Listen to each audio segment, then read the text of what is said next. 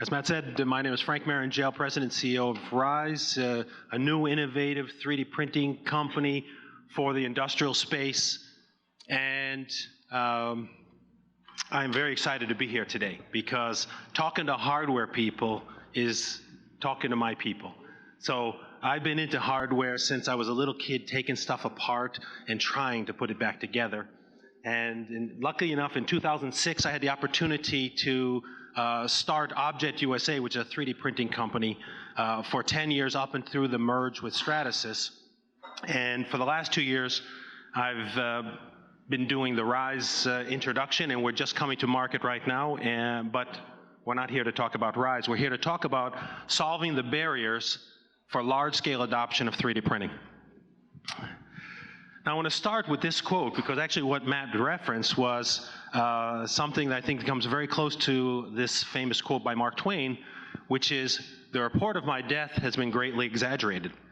And I think that makes a lot of sense because the consumer market is almost insignificant right now with all the hope that it was, and it might be a future market, but right now the consumer products that people had introduced to the market are now moving to education and to the industry, but the consumer market itself is not as big as it is. As well, the current public companies are not growing, and there's a good reason they're not growing, and I'll talk about that in a second. But if I compare those two, you might say that the market is not being successful.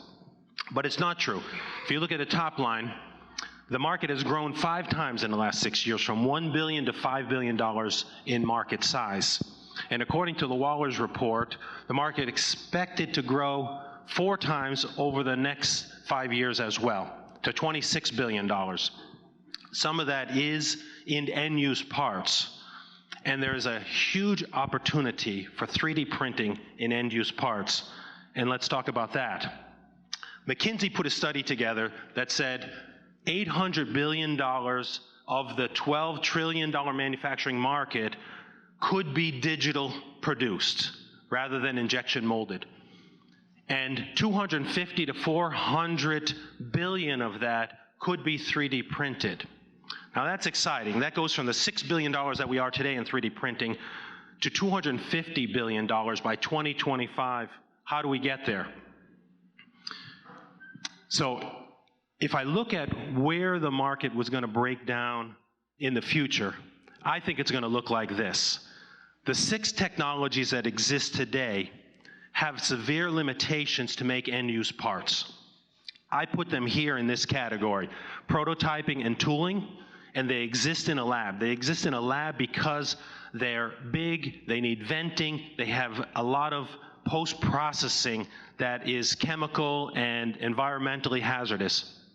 On the other end of the spectrum, there's some interesting technologies. There's metal, there's a few companies, HP and Carbon, that are coming out with technologies that can make low volume manufacturing. It's very interesting. End-use parts, 3D printed, soon to be. The problem is they're also in a lab. Custom, low volume manufacturing, but expensive with, again, severe post-processing that keeps them in a lab. I think there's a big space in the middle here, the space that I'm calling the manufacturing office. This space that you can produce real end-use parts, functional prototypes, spare parts on demand.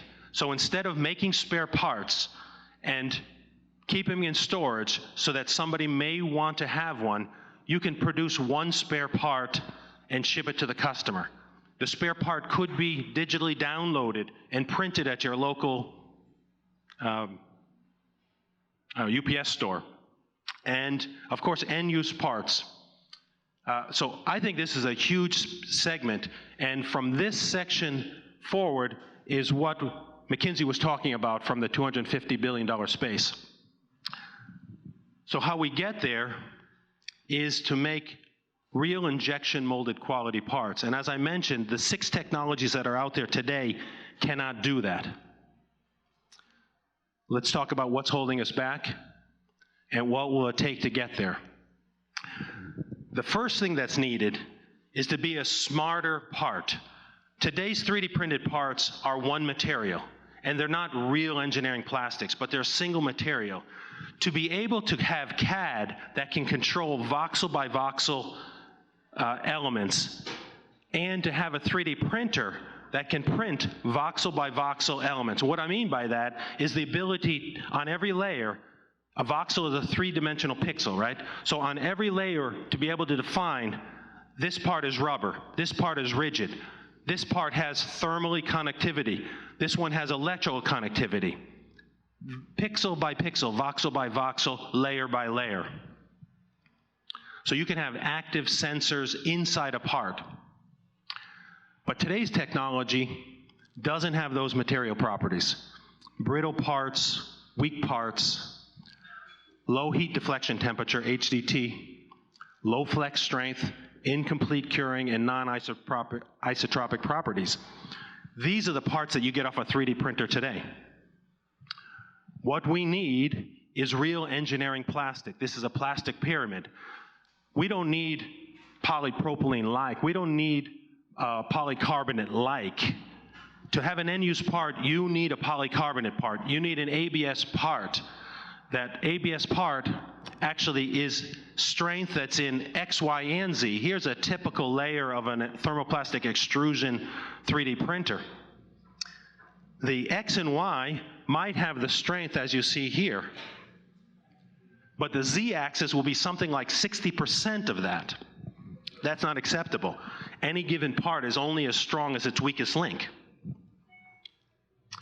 So what you need is more like the pink-purple scale here, which is near isotropic.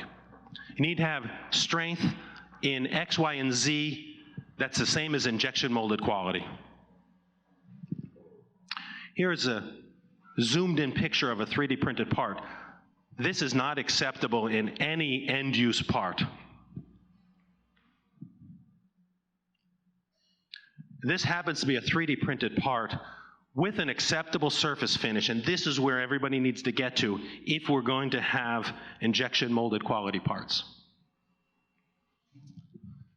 This happens to be a 3D printed part, and the only way you can get color on a 3D printed part today, except in some limited exceptions, is to paint it like this. It's true.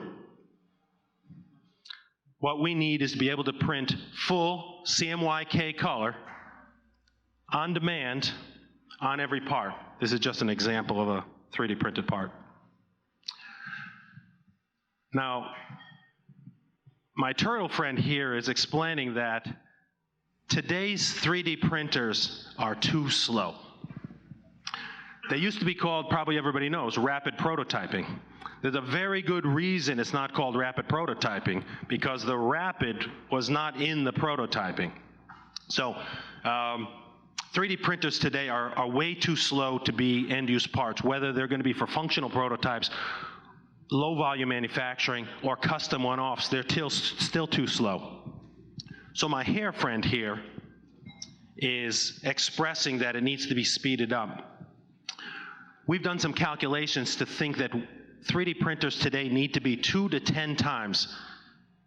The customer will accept more, but at least 2 to 10 times faster than 3D printers today to be viable for low volume manufacturing. And today's 3D printers are down in labs, as I mentioned, and this is a typical 3D printing lab, because of post-processing. Todd Grimm did a study on post-processing recently, and some of the costs will surprise you. The average company is spending between $100,000 and $500,000 on post-processing. That's $25,000 to $50,000 per machine on post-processing. 17 to 100% of time. So if you say 100%, so if something takes 3 hours to print, it may take 3 hours to post-process. Post-processing is the process of removing the support material, if anybody doesn't know. It adds 1 times to 3 times the head count, 1 times to 2 times the facility needs. So if you have a machine here, you might need twice as much space just for post-processing. Parts are destroyed. 3D printers operate inefficiently because the post-processing is the bottleneck. And lastly, and I think most importantly, the health and the environmental concerns are extreme in today's post-processing. As 3D printers get more established in the marketplace, the environmental concerns are going to get more and more important. So, if you eliminated post-processing, as the Rize 3D printer does, but you could have a system in the office. It could be desktop. It could be at remote locations. It could be at your local doctor's office, your orthodontics office. It could be at your car mechanic. It could be at a military theater. It could be out in outer space. It could be anywhere if it has easy-to-use software and it has zero post-processing. So, this is my only sales pitch. This is our new Rize 1 printer. Of course, it has zero post-processing. And it is soon to be printing injection molded quality parts on demand in the office. That's my story.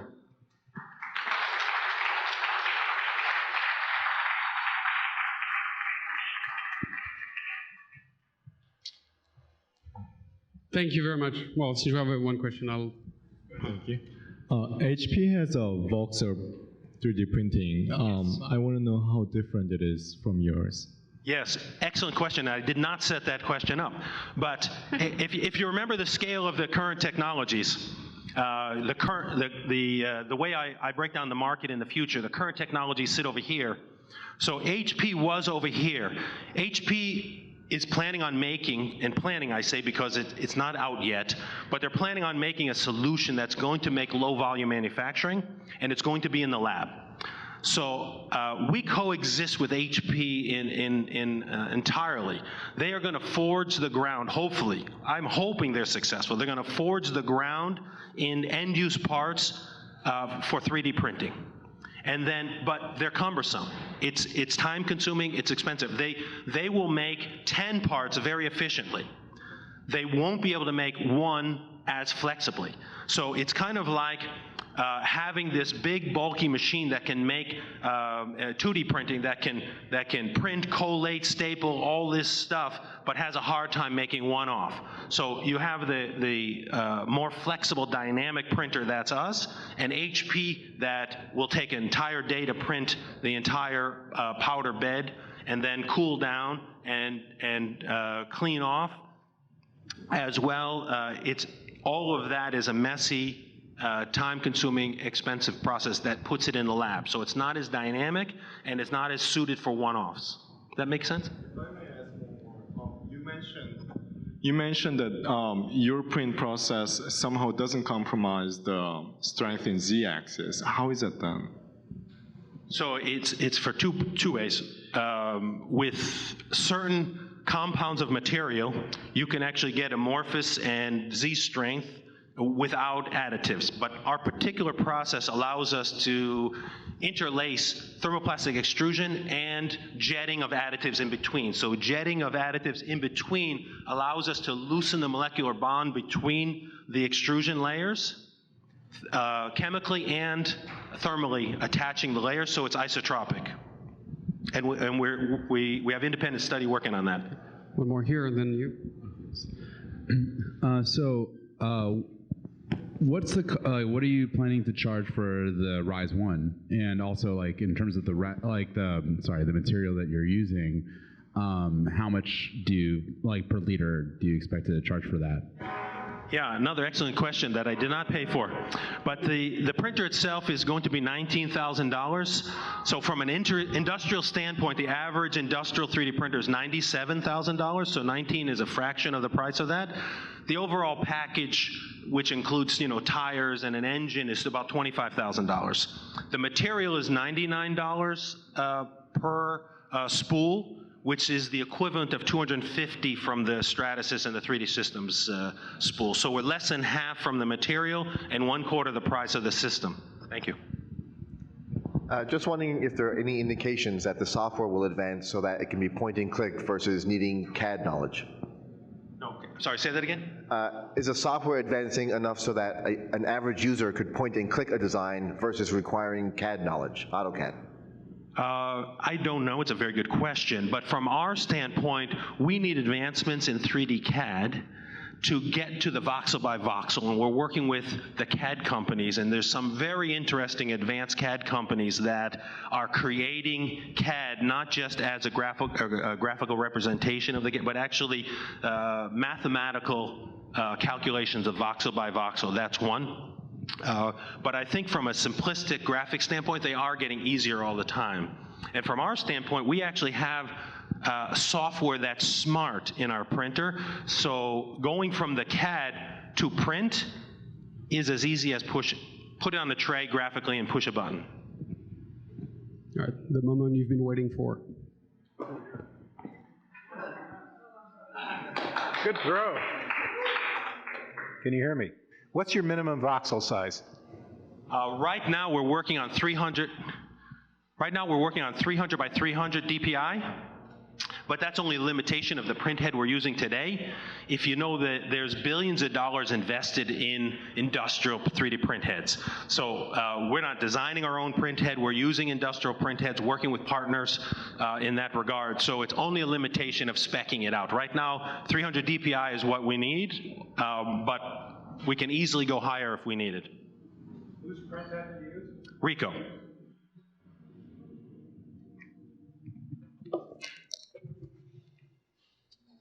Somebody who hasn't asked a question yet? Can I try to not kill the cat?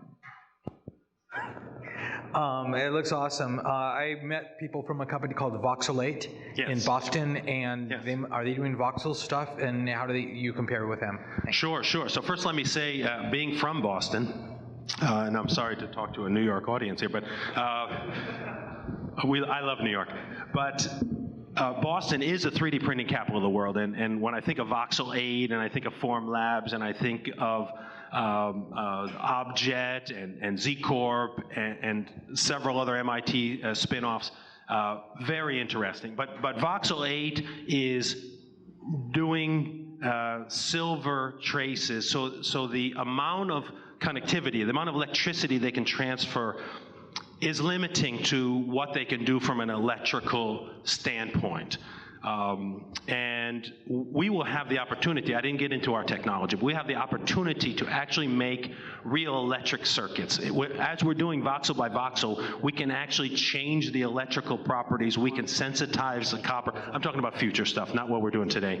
But in our technology, we're able to make real electronic circuits. But we welcome Voxel 8 as a Boston partner in 3D printing, but nothing the same. They're in a niche of low current electronic circuits, really. Yeah. All right, one last one, quick. Actually, somebody who hasn't asked a question. Can you catch it from here?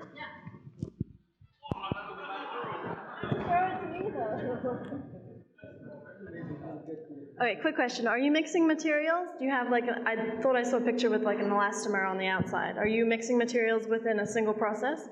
Or is it? So we have a dual process, which is thermoplastic extrusion. I call that the blank slate of plastic layer by layer.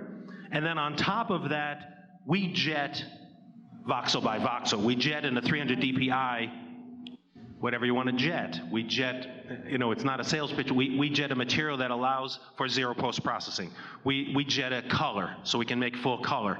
We're using one color today, but in the next release, we'll have full CMYK color. We jet a material that smooths the surface on the edge of the part. We will jet thermally, electrically conductive material. We own the jetting and extruding process intermixed. Yes. All right, on that note, that's the time we have. Thank you so much, Frank. Really appreciate it.